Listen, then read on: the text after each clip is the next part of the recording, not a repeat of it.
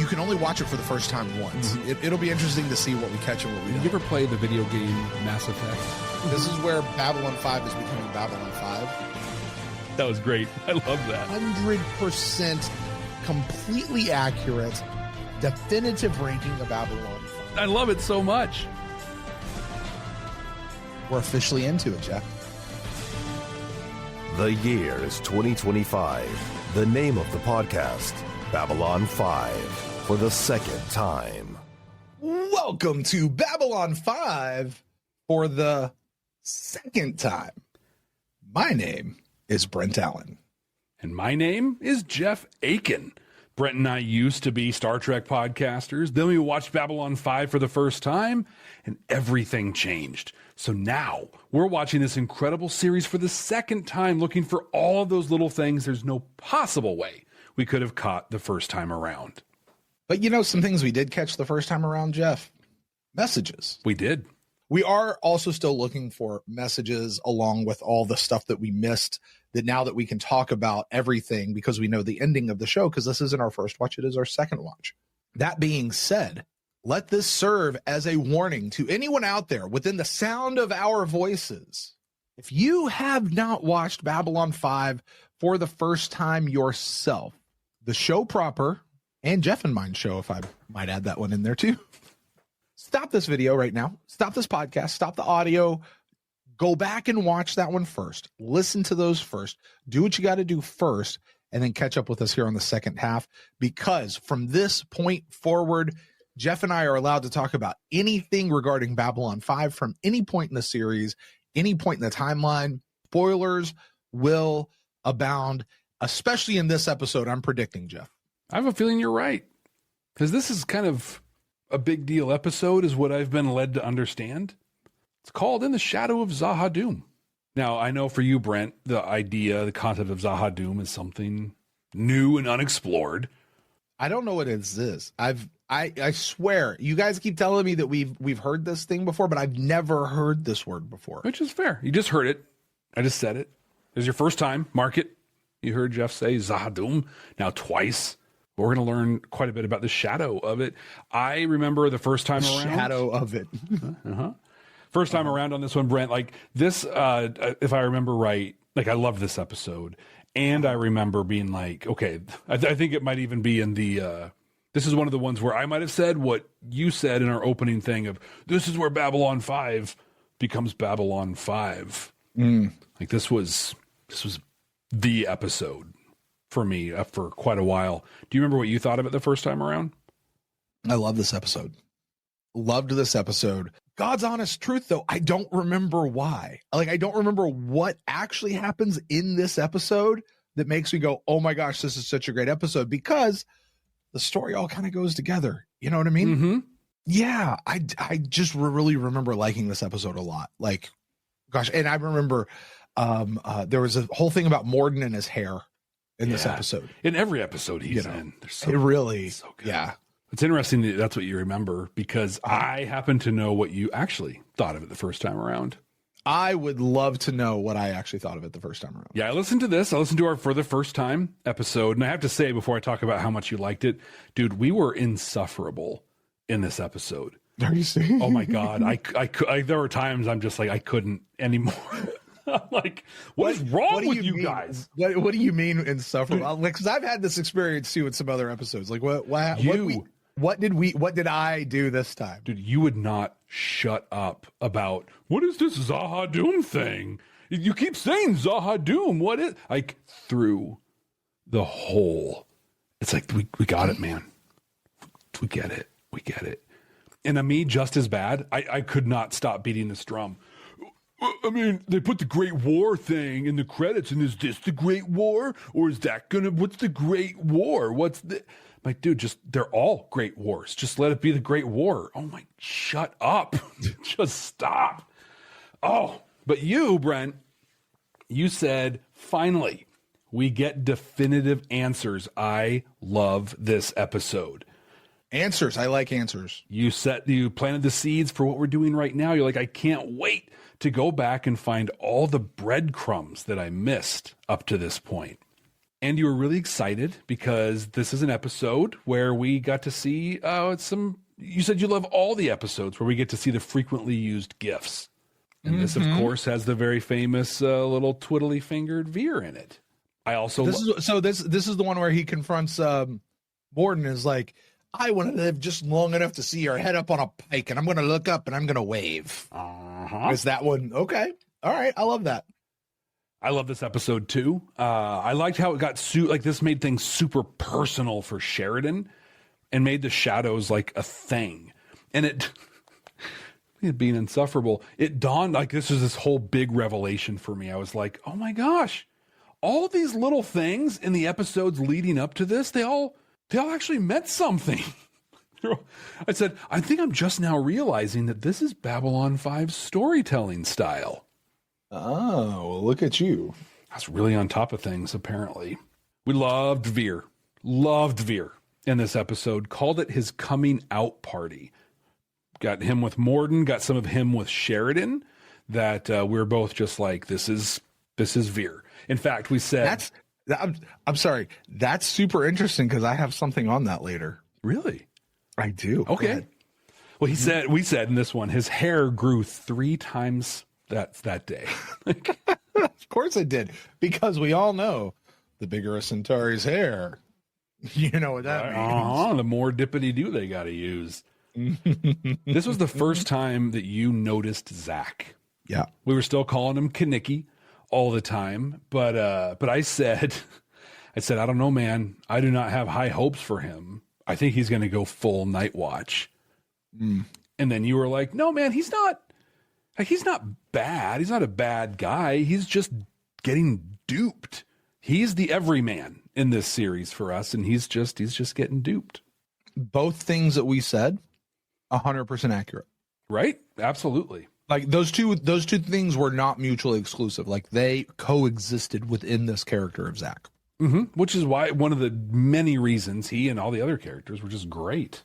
From a leadership standpoint, I loved Garibaldi in this episode. He resigns his commission at one point, and I was like, he's putting his money where his mouth is. This is fantastic.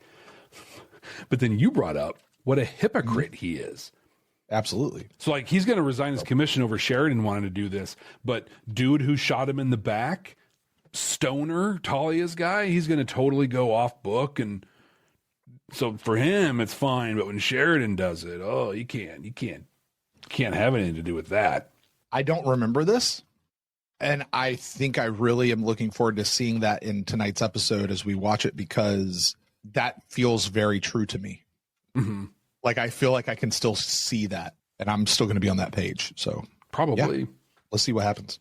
We spent a good chunk of time, a substantial amount of time, just trying to kind of hash out the story of everything. Like, okay, what are the first ones? The ancient ones? Was this 10,000 years or 1,000 years? Or the shadows older than all the stuff that came out?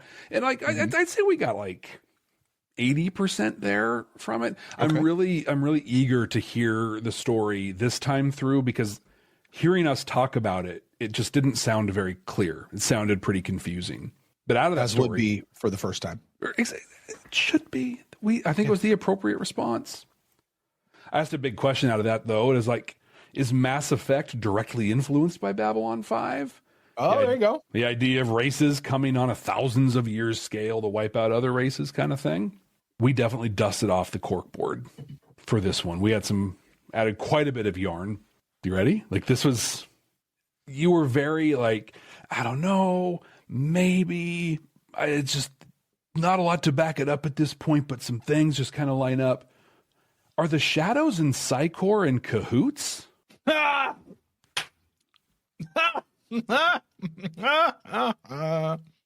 said, like I was talking about the Shadows themselves. I'm like, JMS is better than just writing they're just evil and they want to kill everybody thing. I said, between the Shadows and the Vorlons and everything else going on, there is no clear good and evil happening here. If the Put Shadows, a pin in that, Jeff. Put a pin in that. I'm going to come back to it. Oh, this is great. I love that he's bringing stuff up too. But I was like, yeah, if the Shadows rose up, there's a purpose, there's a motivation. This isn't just evil for evil's sake. The last one I've got for this, I've got a couple for during the episode, but I had a theory. My yarn that I added to the cork board, this was a big moment. You know, I bet you Anna is still alive and working for the Shadows. To this day, I cannot believe you got that. Dude, I can't believe that the community didn't like no one ever let that cat out of the bag for so long. But I said, yeah. The one thing that you and I can never do, you and I can never go back with the community and experience the community watching us be complete idiots or say stupid accurately stuff like that. Yeah, and just keep us. Yeah, that was such a great. Were and are very lucky to have our community. We are. I 100% agree. Yeah, love you guys. What you got? A couple things you put pins in. I'm excited to hear. What do you have from JMS's mouth on this one? Oh, Jeff, he's got a lot. A lot of it. What? Go figure. I have a lot. I have a section of here's what JMS says, and then wait till the episode to talk about this stuff. Okay. I have a lot in that section. I actually even added a new one, which was talk about this after the episode. Oh, wow. So a couple of things just from JMS. Just point of order. The official date, in-universe date of this is Sunday, September 24th. Really? Yeah. Just whatever. Look at that. Just a few days off from the day we're recording. Just a few days off from when we're recording. September 24th, 2259. But that's significant just to me, and because we know that each year kind of starts in January and goes to December. Right. They follow the year. And so this is where we are in the year. That is how years generally go. The seasons also go that way. Talking about the Shadows for a moment. JMS says this. Come on, guys. I would not create a race as potentially unstoppable as the Shadows without making sure they had one, but only one Achilles heel.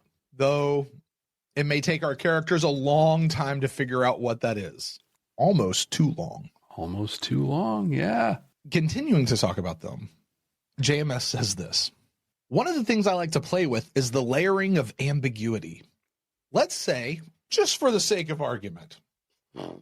Okay, just for the sake of argument. I'm not saying this is what it is. Devil's advocate here. That we set up two sides. The Shadow Men, which should tell you when he wrote this because he's still calling them Shadow Men.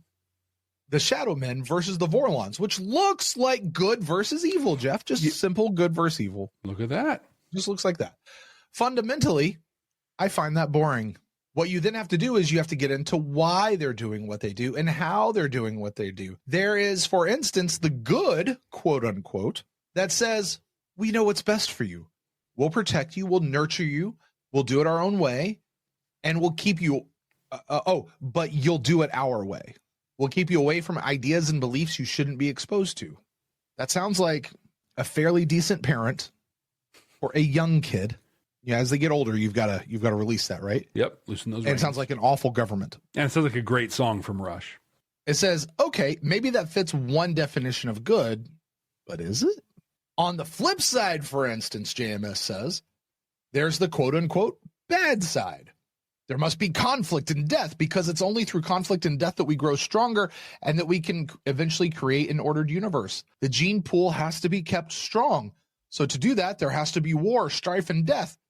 Okay, maybe that fits the definition of evil, but is it? The key again and always is that nothing seems to be what it is on Babylon 5. Yeah, there you go.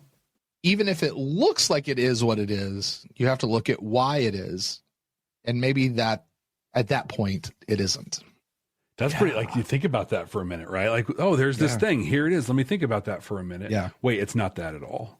Well, this is going to be an ongoing conversation over the course of the next couple years for us as we go through this. But I have gone on record saying that even though the reason for the Vorlons doing what they do and the reason for the Shadows doing what they do, I still think of the Vorlons as the good guys. You do. I do. I stand by that because they're not trying to hurt people. They're trying to help and they're trying to move forward. Until they're not. Until they're not. And then they go ape and then we got to take care of them, which that's a fair drawing, but that's still the good, that's the good and right thing. But I get everybody's like, but is it? Oh, but it's not.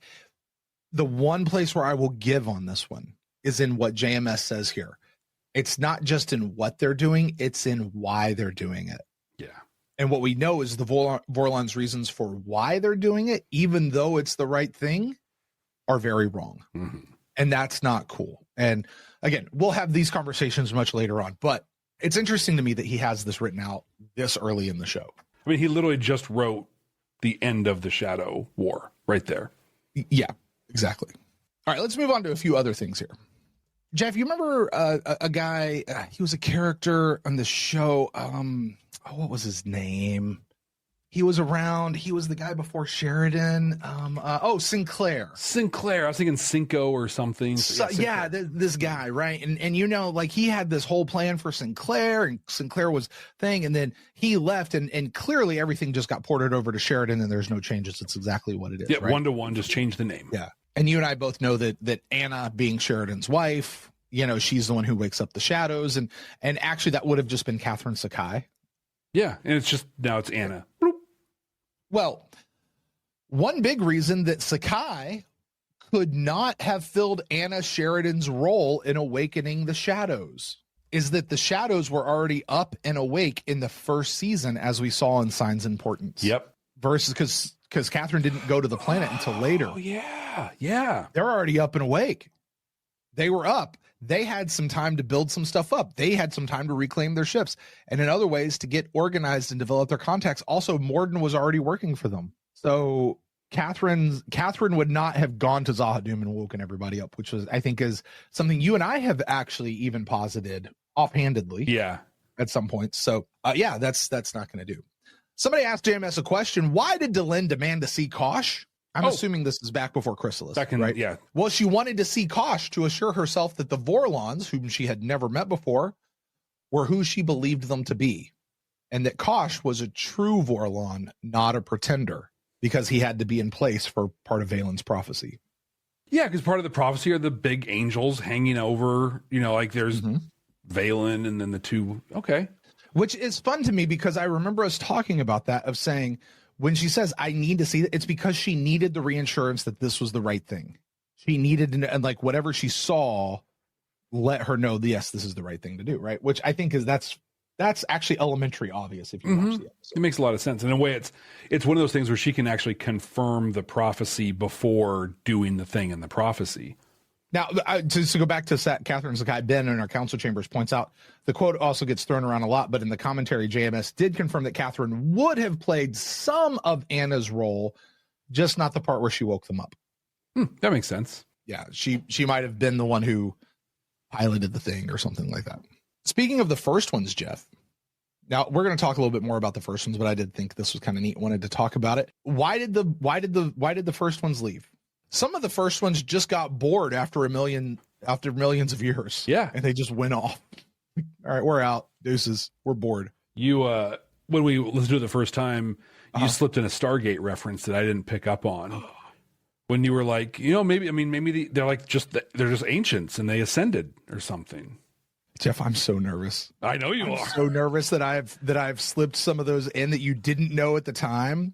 But now you have enough knowledge that if I were to say something, it becomes a spoiler for something that's going to happen. And I got a lot of the pieces now. Yeah. Oh, I'm so nervous.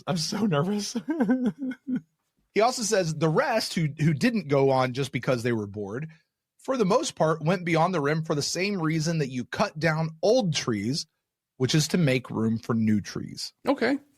Hey, we're going to leave and let you guys take over. You can't grow. You can't do your thing while we're here. So we're going to step out. Again, a good parent does this. Exactly. Hey, child, you're never going to spread your wings as long as I'm here. I have to step away and let you fly. A bird has to push a baby bird out of the nest and let them fly. You know what I mean? Yeah. So I love this. But what that got me thinking, though, was the Vorlons in the shadows, by them remaining, they were not making way for new growth. The Vorlons and shadows actually were inhibiting the growth. Where could we as a species have been? Where would the galactic species have been had the Vorlons and shadows not remained? Yeah. And they were just allowed to just grow on their own. A little sciencey stuff here for you, Jeff. Just in case you're wondering about like Anna's ship and stuff. Exploration and archaeological scientific vessels would usually piggyback on explorer ships and other jump capable ships. with an arrangement that like, yeah, we'll be here for so many days or so many weeks. And then another ship's going to come by and just kind of pick them up on the way back home. Oh, wow. Okay. Like their ships didn't actually have the power to get through stuff. Somebody asked this question. The great machine inside of Epsilon 3, was that built by a member of the race of the first ones? Okay. And his answer could be. Oh, could be. I like that better. Which to me is, I don't know. I didn't think about it. I just needed this great machine here because eventually I'm going to need a radio transmitter. So I needed it there. But he did confirm this about Varn. Who was Varn? Varn was the battery. The original battery that went dead. Mm-hmm. He was not one of the first ones. I remember we speculated about some of that sort of stuff. All right, one more, Jeff. One more. This is another one of those I told you to put a pin in earlier, talking about Veer. Another fortunate twist of fate concerns Veer's role in this story, which you and I, as you said, Jeff, and get my right quote, it is a turning point for his character. Yes. Would you be surprised to know, Jeff, Veer wasn't supposed to be in this episode? Really? For such a strong moment for him, he was not supposed to be in his episode. All of his stuff was actually supposed to be done by Londo. Really? Okay, but Peter Jurasik was not available for this episode for reasons he doesn't remember at the time. So due to that, Veer got his moment to shine. That's wild. Simply because Peter was busy. And Stephen Kodo comes in Stephen Kodo. Oh my gosh. Stephen First comes in and Veer Kodo just has a moment that really paves the, and it says, which helped pave the way for his character to continue growing into someone of surprising strength, which I think is exactly what we've said about Veer all this time. Yeah. I mean, he had the moment with Morden that was incredible. And then he stood up to Sheridan, which that was the one I think on our first watch, we were just like, there's Veer. Like there's the guy right there. Everything else, Jeff, I'm going to save for the episode because there's still more, and there's still some more interesting stuff. But yeah, we'll go with what we've given you so far. So Jeff, let's go watch an episode. Let's do it. Let's watch the Shadow of Zahha-Doom. For those of you joining us for the first time, or the ones who've been with us for the first time and through the second time all the way through, let me tell you what's going to happen. We're going to bring the episode up right here. We're going to watch it in real time with you. We didn't go to it and take notes and we're just going to have a discussion around it. We're going to watch it and have conversations along the way. If you're watching this on YouTube, then you're going to see the kind of chopped up, edited reaction video style thing that we have to do for, YouTube purposes. If you want to see the unedited version of our whole conversation in the episode, you can catch that over on our Patreon page. There's a link in the show notes, or you can go to patreon.com/badnerds. And if you're listening on the audio podcasting app, what you are going to hear is the 100% completely true, not made up, not put on, the actual reactions that Jeff and I have to this episode. I promise you folks, what you are about to see is Jeff and I truly watching this episode for the second time, for the first time. Again. And hey, listen, after that, we'll be talking about the episode and all that sort of stuff. Any new insights maybe that we found, and I don't know, maybe there'll be a message or two this time around, Jeff. Maybe. So with that, let's go watch an episode. Let's do it. Accessing file. Here we go.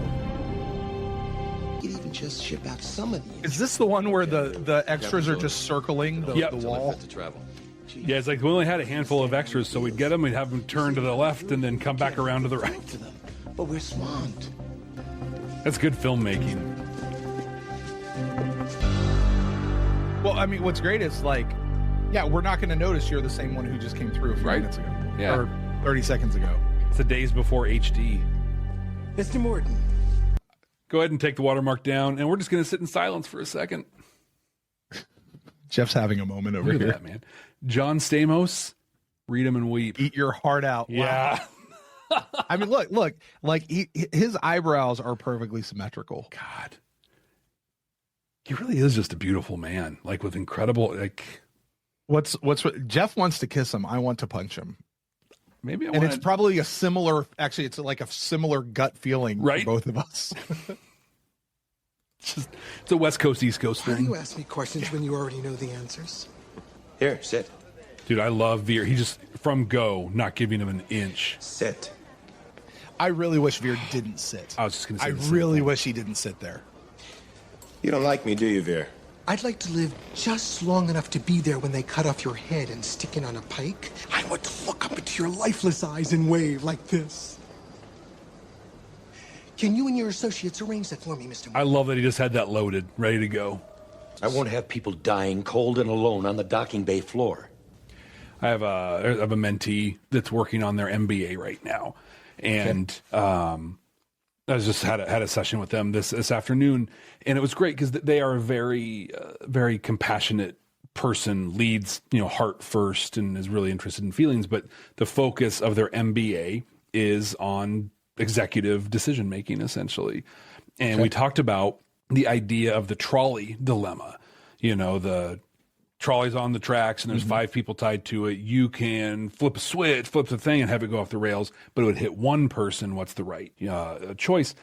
And I said the thing is that on the two extremes, the person who just makes a decision, right, is going to just say, we'll just kill one because that's the stuff behind it. Me making the choice, irrelevant. 4 more people are alive because I made that choice. The people who just lead from the heart and just think with their heart won't do anything. And the 5 will end up dying, or something worse will happen because they just won't make a decision. They'll try and think of a way that no one can get hurt. But when you can lead from your heart and still make those executive decisions at the same time, you'll think it through and you'll make whatever decision it is you have to make, acknowledging the loss that happens. And that's what Sheridan just here did, and I love it. Whereas just, hey, yeah, we don't have room for this, and I'm making the decision that we're going to triage people out and do these things, and no one will die alone. It's incredible. That's what happens when people are your priority. 100%. You know what I mean? Not government regs, not budgets, not whatever. When people are your priority, this becomes the thing. Real quick, while you have this stopped, just so I can say something that JMS said about the scene we just watched with Veer. He said, I like that and intended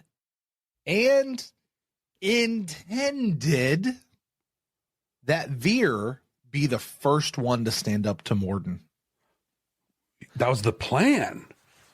Was for Veer to be the first one to stand up to Morden. I love that. Didn't intend, I guess, necessarily for it to be in this episode, but it came about. So it makes so much sense because he's been the voice of the Jiminy Cricket, right? For long, don't cut him in, don't do this the whole time. Yep. And so, co-workers. She didn't know anybody else on board. I feel like we've seen those faces around Babylon 5 before. I know this guy. There's extras around. Sometimes we've seen him under prosthetics. Possible he was on the Icarus when it exploded, same as Anna. I've seen him. There it is. What? God, even his badge picture looks good. Located in neutral territory. So remind me, why the Shadows left Morden alive? Because they needed an emissary or an ambassador or something of that nature, right? Why Morden? Like, why did Morden agree? It was that or die, basically. And I don't remember if we... Morden's fully, like, yay into this. Like, he has embraced this fully. Well, this isn't, I'm just a slave doing stuff against my wheel. My wheel? Sound like I'm from Kentucky. My wheel. Yeah, I don't remember if we get it explained in this one or I think it's after Anna comes on board. Maybe it's actually when we are on Zahadum with Justin and Anna and Morden. But they talk about, like, basically they lined the Icarus people up and they're like, you do this or you do this. And then they all got kind of, Anna got ship CPU'd and they all got kind of space zombied by the Shadows. And he was, I guess, the last one in the line and was like, no. Or they just saw him in line and they're just like, there's got to be more to this guy than driving a ship. Look at that hair. Like, it was the smile, man. Made them swoon. Totally. They're just like, God, we got to made those little spider crab dudes swoon, man. Stand by. We'll be right back. Are you ready to take your Babylon 5 for the first time experience to the next level? With our exclusive Patreon, you'll get access to all kinds of cool stuff that you can only find there. Our recording notes, unedited reaction videos, an exclusive Discord community. And you can even be listed as a producer of the show. Plus, we even offer exclusive meet and greets and hangouts. You won't find this kind of experience anywhere else. Get all these amazing benefits, plus the opportunity to interact with other fans from around the world. It's being part of a huge community where everyone shares the same appreciation for Babylon 5. Subscribe at patreon.com/Babylon5First. That's the number 5 and the word first to get access to these incredible benefits. That's patreon.com/Babylon5First. We can't wait to see you there.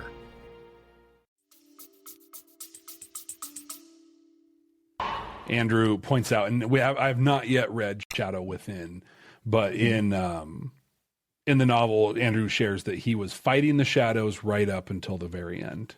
I really want to read that now. Like, that's got to be an interesting story. He was fighting the shadows? Mm-hmm. So Morden is actually a hero. So Bester is a villain who masquerades as a hero. Morden is a hero who masquerades as a villain. And they both come together and take over the Earth government. It's a beautiful story. Something about he was promised to get his wife and daughter back. They offered him a choice, serve one way or serve the way Anna did. I just love it's nuts. Again, he's not just purely evil. There's no just, I'm evil because I'm evil. We actually feel sorry for him. Listen, everybody's a hero of their own story, I guess. True. More is that book canon? Like JMS approved canon? No, I don't know. He's still here? The answer, Brent, is yes. JMS's wife wrote it. I just saw that. Okay. Find him. Cool. He is dead. Look, this I buy. This I believe. That crap in that Points of Departure episode, or no, the one after Points of Revelations. Don't get that. This one I'm with. Sent you a note earlier. Yes, Maccabee. He's got to be evil. You know why? Conference come through here and things. The accent. Not a problem, may I? Of course. Thank you. We're trying to round up support for. I did read somewhere where JMS said he's like, I wasn't even trying to be subtle with the mini packs thing. Yeah, he literally lifted that right out of 1984 and said that even in around the office of Babylon 5, this is what they were calling it. He said they weren't even trying to be subtle. I like it. You haven't slept for 36 hours. 36 hours once again. Is this where we start the stems thing? I think so. Stems get me through. Yep. I took There's no substitute for food or a few hours sleep. I'm going to have to ask you to step over there for a minute. Let me get these other people through. I don't think that'll be necessary. Sometimes you feel like Morden feels like he's a Jedi. Right. That won't be necessary. I love how smooth Zach is, though. He's just like, I'm trying to be cool, man. Just come on. Don't forget, right now, flanking Morden are two shadows. Yeah, you're right. Nice shoes. Which probably gives him some of that Jedi confidence. I'll admit my knowledge of the law. You know, it'd be really cool is if the sole of Sheridan's foot had the Babylon 5 logo lost in it. You should at least. I don't remember how I survived. So he's lying right now? Transport found the wreck. And I don't know. Because maybe they wiped. Maybe he doesn't have that part of his memory. Working when the Icarus exploded. And here you I love that lighting on him right there. Something here doesn't add up. Getting dark Sheridan. I'm almost surprised they don't have like a red light shining on him Really? right now. Been pretty quiet. Richard Biggs has stated this is his favorite scene in the entire series that he filmed. Oh yeah. Bad dreams. That's all. About what? So you mentioned that Richard Biggs has said this is his favorite scene he's ever filmed. They're about to talk about the Foundation religion, which is like very close to a lot of Christianity, Catholic, but not quite all at the same time. Like it feels like there's just some stuff like, or maybe not even like this universalism, I think is more Around what it's. If I understand what universalism is, I may misunderstand it. But regardless of that, JMS says this, talking about foundation. Foundationalism is the religion that crops up in the late 21st, early 22nd century. This religion in the story is actually based on a series of notes, which eventually totaled over 100 pages that JMS had been writing over the preceding years, sort of fleshing out the whole philosophy of Babylon 5. Okay. These are just notes to himself about what's going on with Babylon 5. The Book of Straczynski. Do what? The Book of Straczynski. Exactly. But, you know, it's the beliefs of the various alien races, the changes in human evolution, changes in other beliefs, exploration of space, and all that sort of stuff. These notes would also form the basis for a lot of the speeches that we get from Delenn and Jakar over the course of the series, which we know are just so flipping awesome. Yeah. Yeah, they're coming from these notes. But foundationalism basically is this. It's the Like foundation just this philosophy of wrapped into a religion. Yeah, it's the foundation of everything Babylon 5, it sounds like. Yeah. Wow. Yeah, like that's what this actually is. It's not just this weird, wacko, made up religion, not religion. It's actually a thing in his mind. Yeah. Like based on a real thing going on. He also says this, I'm still debating whether or not to ever release that material. I would love to read it. It's hundreds of pages released. Like that's the dang Silmarillion of Babylon 5. Release it, Joe. Release it, Joe. Although Release Ben in the it. Council Chambers chat makes a good point. JMS does not want it to be L. Ron Hubbard, and that 100% would happen. Do you know what that means? Yeah, like that Scientology thing. And Yeah. My favorite L. Ron Hubbard quote: "Why would I write for a penny a word when I could make more money creating my own religion?" That's so good. Richard Biggs. I'm not saying anything we haven't said so many times before, but you put that monologue in someone else's hands, and it's okay. Like the writing is great. The soundtrack was just perfect, just sinister enough, to kind of convey his emotion. But you put it in a lesser actor's hands, and it's weird and kind of awkward. That was like you felt what he was feeling in that. Yeah. And that, quite simply, is what the Ministry of Peace is all about. Now, as Babylon so far 5 has an early warning system. So far, I'm for what he's saying. Sounds great. We can protect them from physical harm, but until you're this sounds like something out of I don't know, Oma de Sala's little thing over there, like, hey, until you make peace with yourself, you'll never have peace without. Yeah, until you eat the dinner, it can't be made. So far, good stuff. Yeah, on board so far. It's a good intro. Detect possible attacks to work against peace. Sow the seeds of discontent. This is where it tips. I think right there, Talia just went, nope, now I'm out. Because they are necessarily evil. So he's doing the sales thing, right? Like he did all the stuff like you were saying. Oh, that sounds good. Yeah, yes. You get people saying yes. You get them nodding their head. You get them agreeing. All of that sort of stuff. Yeah. And then you're like, and it's $1 billion. And you have to tattle on people for the thoughts that they're having. Oh, okay. Yeah, that seems to make sense to me now. Talk to these people. We can embrace them again in the arms. Yes, we're going to talk to them, while embrace at the same them, time re-educate them is what we're going to do from misinformation, just helping harmful them. ideas. And we are in attitudes. We must help protect society. Management 101. I don't care what their attitude is. It's the behavior that matters. And he just said, I don't care what their behavior is. It's the attitude. How do you legislate to that? How do you manage that? Oh, you don't. You just get to pick and choose what and who you do and enforce that way. Versus, and this will fly into the crowd of some other folks. You got Captain Kirk, who potentially his best line of the entire series happened in one of the first episodes. Leave that bigotry in your quarters. There's no room for it here on the bridge. To what you said, it's the actions. I can't regulate your thoughts. Right. I can't regulate those things. It's your actions that we, as a manager, as this, we will do your actions. Your thoughts, I can't. You keep those where they need to be. Yeah. Thing I say to people sometimes when they don't believe in the values or whatever, I'm just like, yeah, I don't pay you for your thoughts. I pay you for what you do. When you're here being paid, you do these things. What you do with in your mind and your own, you do you, right? Please don't hurt anybody. Also, just do the things I need you to do. I'm proud to be a part of it, and I hope you'll all join me. Now, by everyone, he doesn't actually mean everyone. Right. He only means people like him.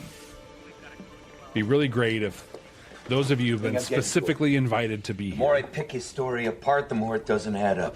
I'm the one who's ultimately accountable, and it's my butt that'll be brought up on charges. Okay. So that, Brent, is why it's not a hypocrite. Of course he is. So he's saying if I do it, I get in trouble. I'm okay with that. If you do it, I get in trouble. I'm not okay with that. You're doing this because of your wife. I can understand that.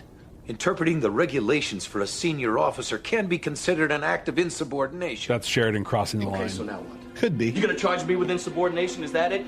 You know what I'm noticing here, Jeff? And this plays much later on. Garibaldi and Sheridan were never friends. You know, they might have been cordial, might have been workmates. Yeah. Sinclair and Garibaldi were friends.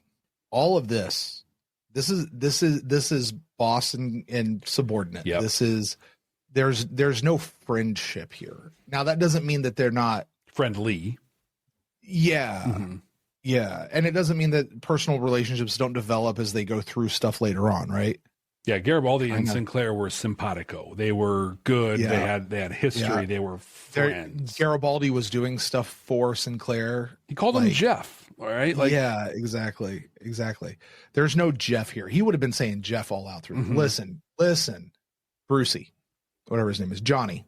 Look, John, we got to talk. This is not. Yeah. Instead, we're hearing Captain. You know. Yeah, Suzanne brings up. There's Garibaldi Sinclair. There's Ivanova Sheridan. Okay, here's what's interesting. He immediately takes his link and his weapon off. Sets it down. Now compare that to later on when Zach comes to get his link and his weapon. Yeah. If you were in my position, would you let him go? If you had that doubt in your mind?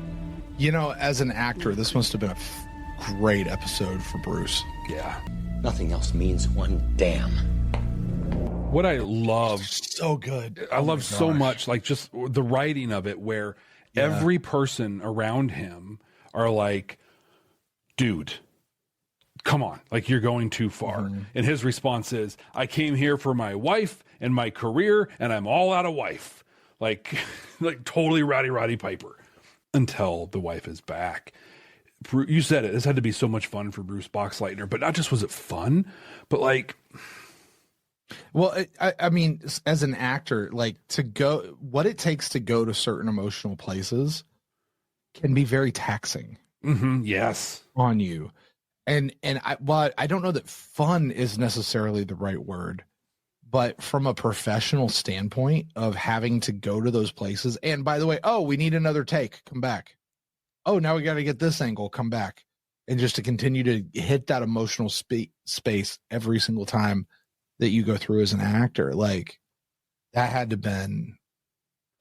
have been very fulfilling and very tiring all at the same time. Like, you know, like a good hard day of manual labor and you look back and your yard looks great or your house is perfectly decorated or whatever, but you're exhausted. Like I imagine that had to have been Bruce coming out of this episode. Yeah. The best kind of exhaustion. But I think also like to this point, we've seen Sheridan get intense a handful of times, but mostly he's been the Boy Scout, right? Like smiley and he's got the little jabs and the jokes and the whatever. And, you know, I mean, always lands on the side of professionalism at some point. And for him to crumble like this, but Boxleitner to be able to like really show up with those chops. I didn't watch Scarecrow and Miss King. I couldn't tell you anything about it. If I had watched this when it first came out, I would have only known him from Tron and nothing else.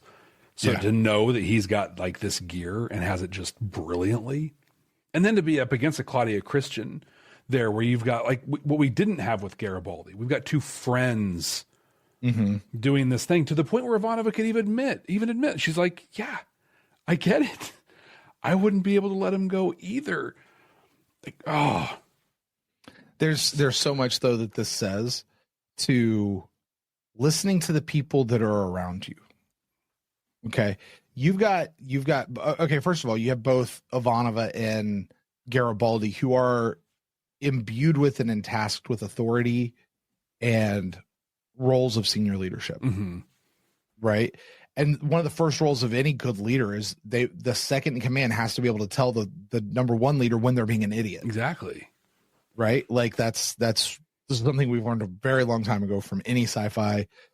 And it's just true in general, right? Like you've got to be able to say, hey, stop being a Dumbo. Exactly. Right? Yeah. When multiple people around you are saying, hey, this is an issue. This is an issue. This is an issue. This is where you are. It's a good bet. Hey, especially when these people are people who are on your team. Yeah. They're on your side. They're friends. They're family. They're people who are for you, not against you. it's a good check to be like, okay, let me step back. I got to listen to them. Mm-hmm. Then you add in a Veer who doesn't really have a personal connection to any of this. It's very much the, hey, these people that I have a professional and a personal connection with are telling me to stop. This other third party that really doesn't have anything is validating what they are saying in a different way.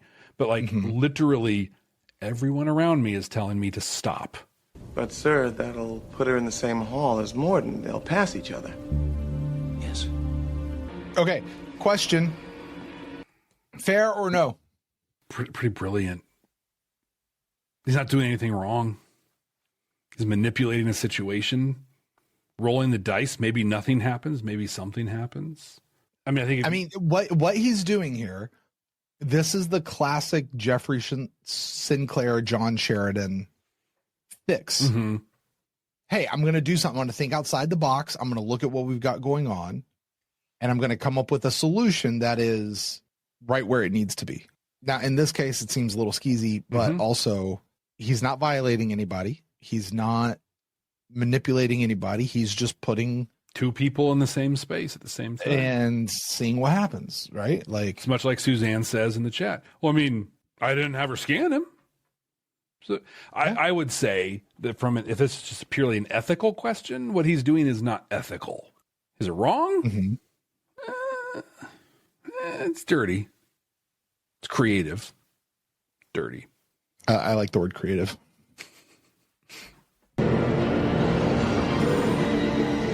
I love that it went black and then you saw the little shadows just barely there. Are you sure you're all right? So here's the thing. I have often thought, and apparently this is not the case given what we've heard earlier in our conversation about Morden and his thing. Anna was killed and then reanimated to be a pilot, or she was almost killed, or whatever. Whatever they'd scoop them out to be lobotomized. Anna was not Anna. Even when we meet Anna, she's still not Anna. She's being controlled for whatever, because effectively she was killed. That's not what happened with Morden. Morden is actually still alive, and he's still all of this. See, this scene would suggest to me that whatever happened to Anna also actually happened to Morden. And what we're seeing here with Morden is actually it's a shadow with a Morden suit on. You know what I mean? Like that's what this would seem to me. And I remember when we got to that scene with Justin and all of them, when we met Anna, I remember this being in my mind and thinking this, like, Morden's not alive. Morden is not Morden. He's just a shadow, like he's just being used by the shadows like that. He's a shadow of himself. Literally. Yeah. And I feel like this was the thing that told me that was the clue. Like that was the key, but apparently not. Apparently, no, he's just fully cooperating. Well, under duress, you got two shadows on either side of you all the time that no one knows is there. Speaking of that, real quick, looking at the Kosh Morden scene in Signs, remember that's when Kosh pops up and he's like, they're not for you yet. Yeah. And a light suddenly is blown off to one side. Morden didn't move. That was one of his constant companions. Okay. Blowing the light.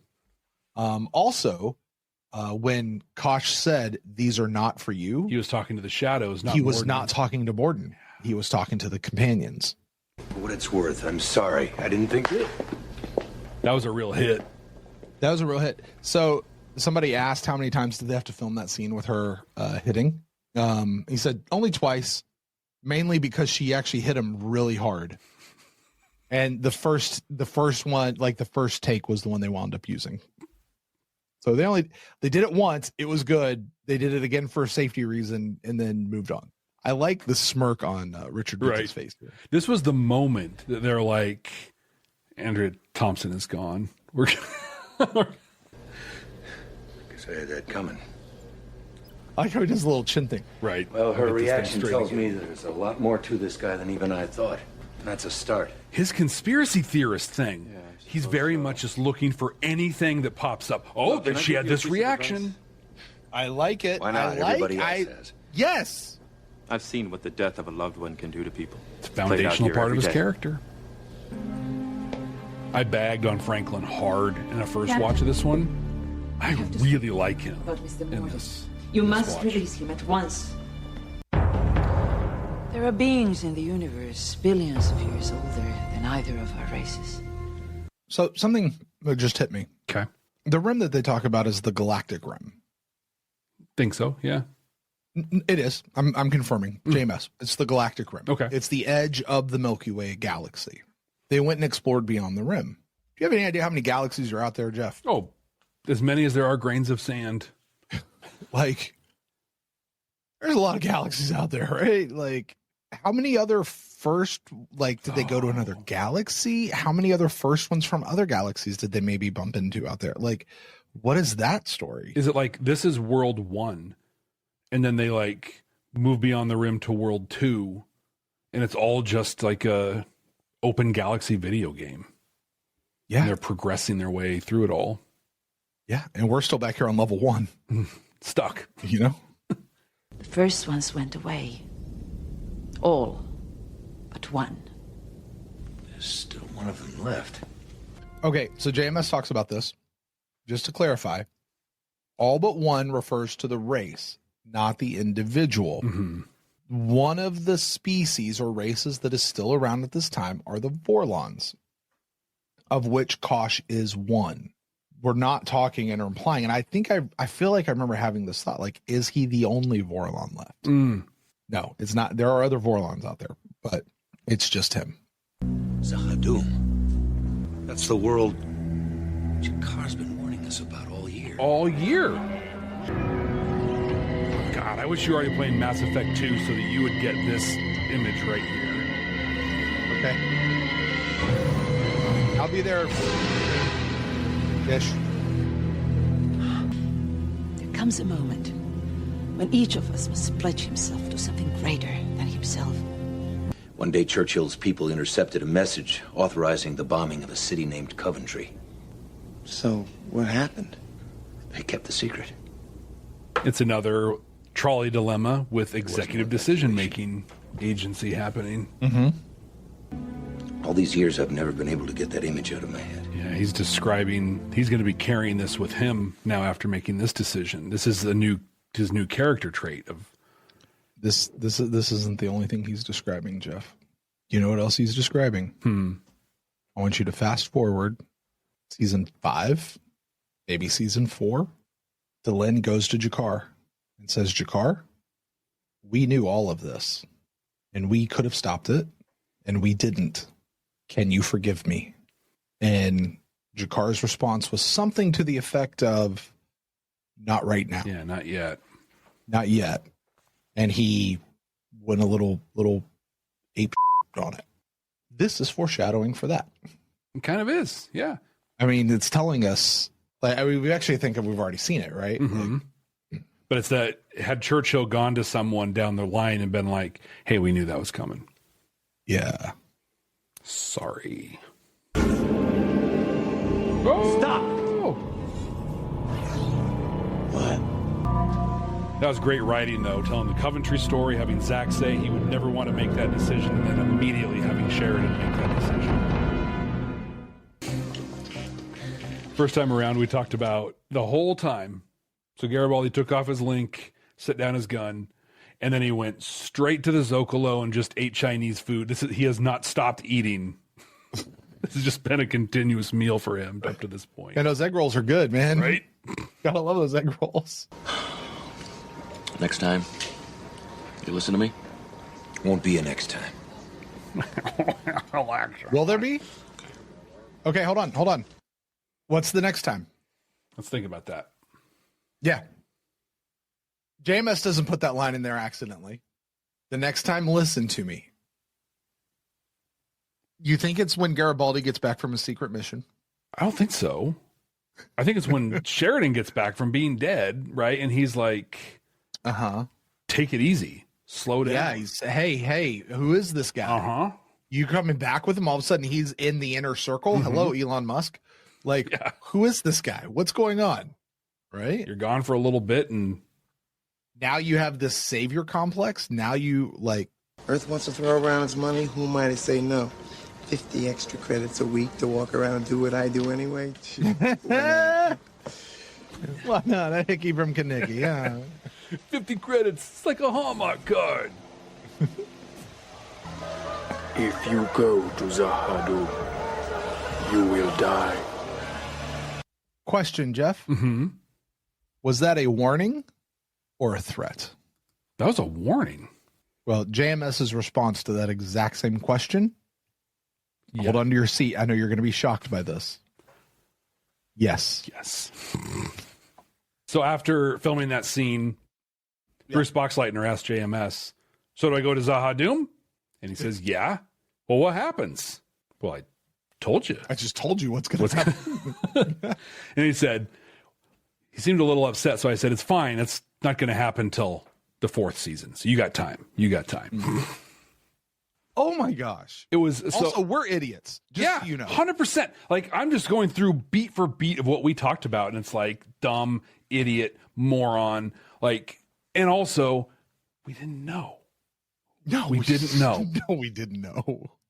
I think part of what made this so great from the Morden Sheridan stuff was what we know, right? When we sit down with Justin, when we sit down with Morden and Anna, getting more of the story of the shadows. I think the first time we watched this, we thought the story of the first ones and moving beyond the rim and stuff was the big story of this one. But I don't know that that's really the big story in this episode. I think so much more of it is just Sheridan. Mm-hmm. Sheridan is the big story, the whole thing for him in this. I don't know what we were saying the first time we did the show. And we said, and you have the quote there. It was something to the effect of, yeah, there really weren't any messages whatsoever. This was just a lot of stuff that happened. Yeah, we said no messages, 0 deltas. We were wrong. We were very wrong. We're so wrong. And they're not like hidden or any, but also they're not subtle. In our defense, there was a lot of exposition. There was a lot of context dumped in this thing. This episode was like drinking from a Flargan fire hydrant. Yeah. Man. It really was. The whole galaxy gets flipped on its head in this episode. If you look at what one episode, take one episode out of 111 and go, this is what Babylon 5 is. This is in the running. Like top 3 of the episodes that says this is Babylon 5, In the Shadow of Zahadum is one of them. Because but there's no, but I mean, like, this is like, it's got to be like top 3 maybe of the episodes that do that. Maybe there are a number of them. But it's JMS said that if he was going to start somebody in the series, he would needed an episode to hook them. He would use the Coming of Shadows. And I think what's nice with the Coming of Shadows is you can come in with very little and be like, okay, yeah, this is engaging. I get this. The politics make some sense. The stuff is all kind of there. With this one, if you came into this one cold, I don't know that it would be as engaging. Jeff, if you come into this one not cold, but having seen the first 37 episodes prior to this one, mm-hmm. It's not as engaging. We loved this episode the first time around. Yeah. It's not as engaging as it is this time around. 100%. It is so much more engaging this time. It's we know so much more now. We understand so much more now. Watching Veer look at Morden and be like, I want to see your head on a pike and I'm going to look up and I'm going to do you. And that's the picture you have in your mind because you know it's going to happen and you're just like, yeah.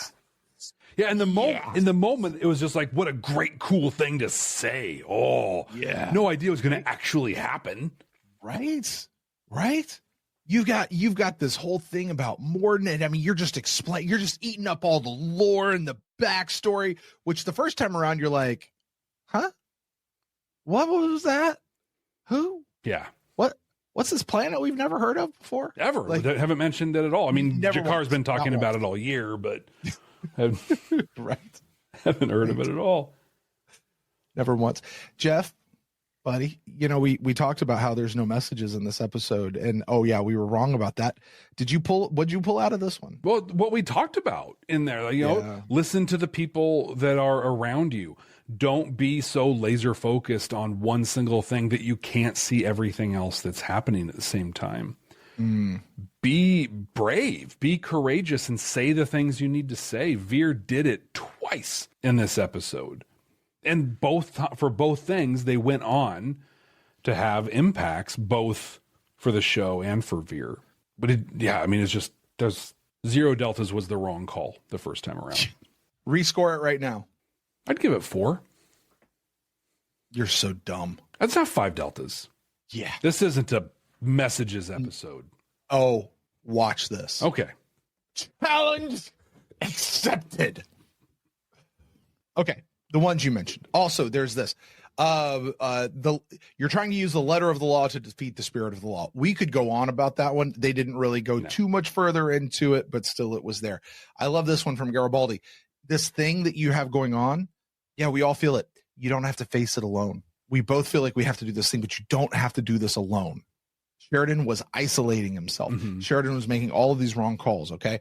Letter of the law, isolating himself. Delenn says to him at one point, there comes a moment when we all must decide to devote ourselves to something greater than ourselves. All of those sit in service to this one thing that I noticed. Here's the message. Sheridan is the true hero of Babylon 5. And here's why. What makes a hero, Jeff? Something bigger than them, giving everything up. The sacrifice. The choices you make. Okay, yeah. Not necessarily the thoughts that you thought. See our earlier conversation. Not even the intentions that you had.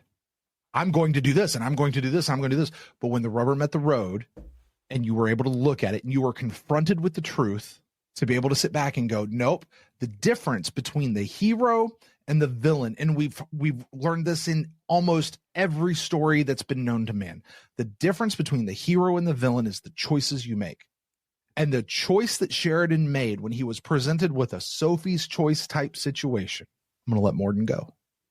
I've spent this whole episode digging my heels in, digging my feet in, and going, no, no, no, no. But when he was able to stop and look at it and see it for what it was, when he finally started listening to the people around him, we talked about that earlier, did we not? Or did I just have this conversation in my head? You've got to listen to the people around you. When he finally started listening, and what makes him the hero is he made a choice to be about something that is bigger than himself, that's bigger than his own revenge, that's bigger than his own issues. He made the choice. Hero is a word that marks John Sheridan. I'm struggling to say it doesn't mark anybody else within this show, but the reason, listen, you can't have your redemption without going to the valley, right? Yeah. You know what I mean? You can't have a chance to make the good decision without exploring the dark zone of the bad decision for a minute before you make the actual decision.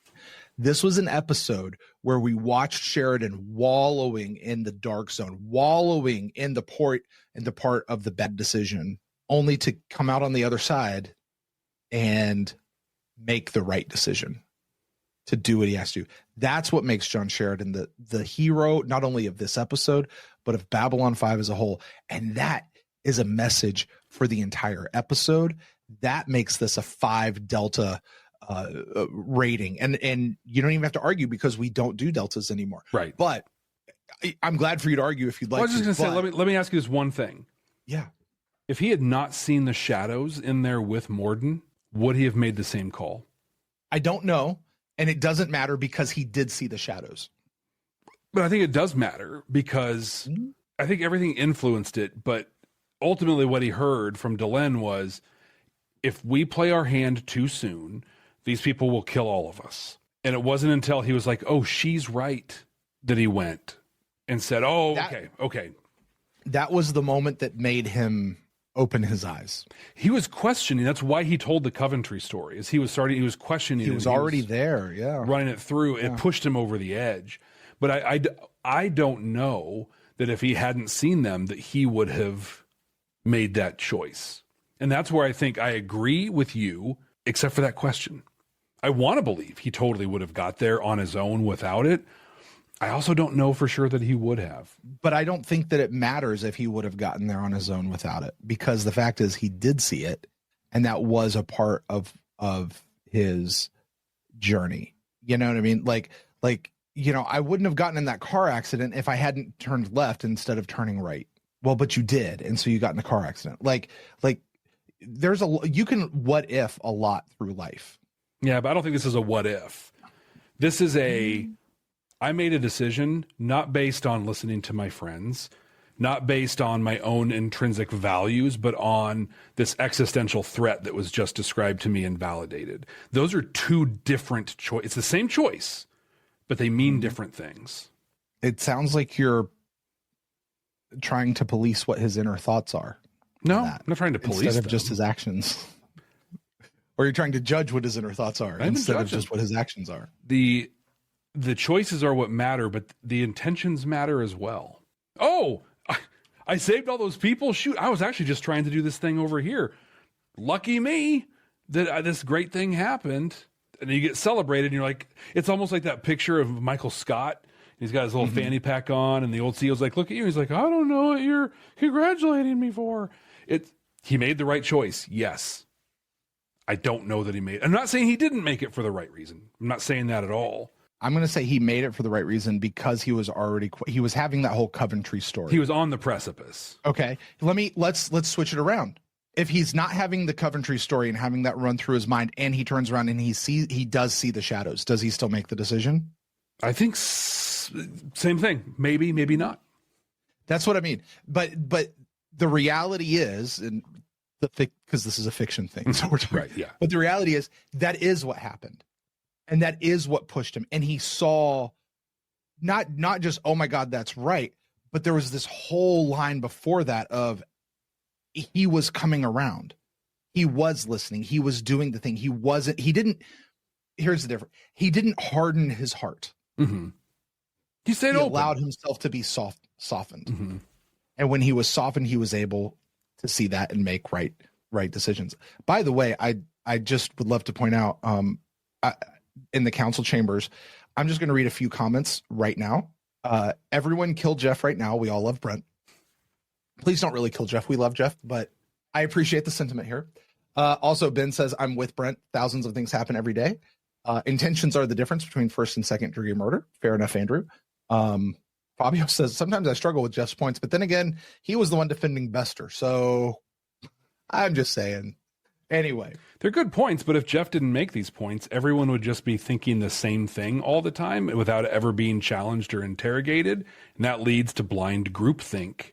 And that's also, never it makes a good for thing. A way more boring podcast. Exactly. Hey, all of the things people already think, I think the same thing. Look at this. The reality is, question everything. Look at everything from all of the angles. Jeff believes that Brent is right. Sheridan is a hero and did the right thing. But it's worth the conversation to say, does it matter? Why? And you're absolutely right, Jeff. But my point, to take this all back to my original point, the message of this episode is, what does it take to become a hero? I like that. It's a good way to package choices. It's the choices that you make, even after going in the dark place. And what Sheridan say at the very end? Teach me how to kill them. Teach me how to defeat them, how to beat them, because we cannot let them we cannot let them win. We can't, he is on mission now. And it's not about his own personal revenge for his wife. It moved from Morden to this thing. And what I love about Babylon 5 is as we learn more, it turns out there's more to it than just taking out the shadows. He got, this continues to complicate as the series unfolds, as it would in reality, because it's not just evil and good. Which also, by the way, is the point that JMS is writing. This isn't a simple black and white, good versus evil. The Vorlons and Shadows are not just good versus evil. That's boring. It is.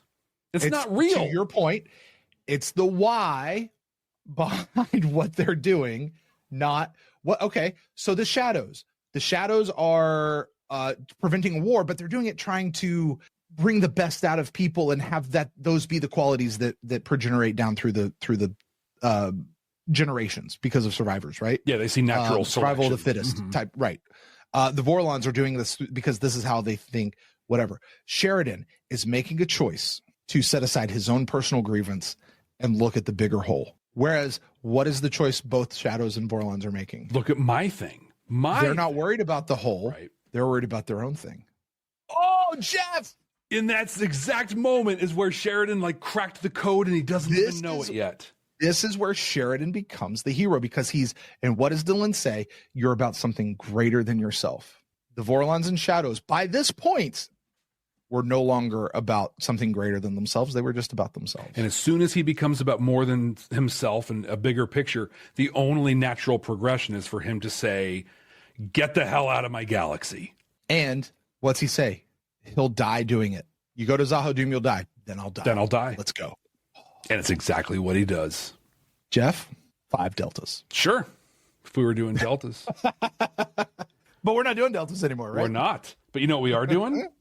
What are we doing? Ranking this bad boy, Brent, and it's your responsibility this week. I'm going to go ahead and list off that in the top space is the coming of Shadows. Where does this one go?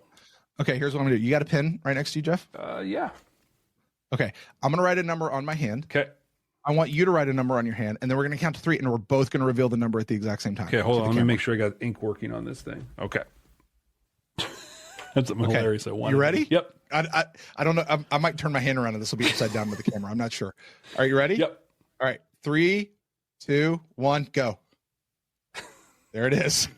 Yeah, it's the new. Oh, you did the thing. Yeah, I just held up for the the audio number. people. Jeff's throw it. We've both got number 1s on our list because this is the new number 1 episode, and Jeff just dropped a Vulcan salute on that. I was going to do a different number 1, but I remembered that this is a family show, and you've already dropped 2 sensor bombs that we need to plug in. So, yeah, sorry about that.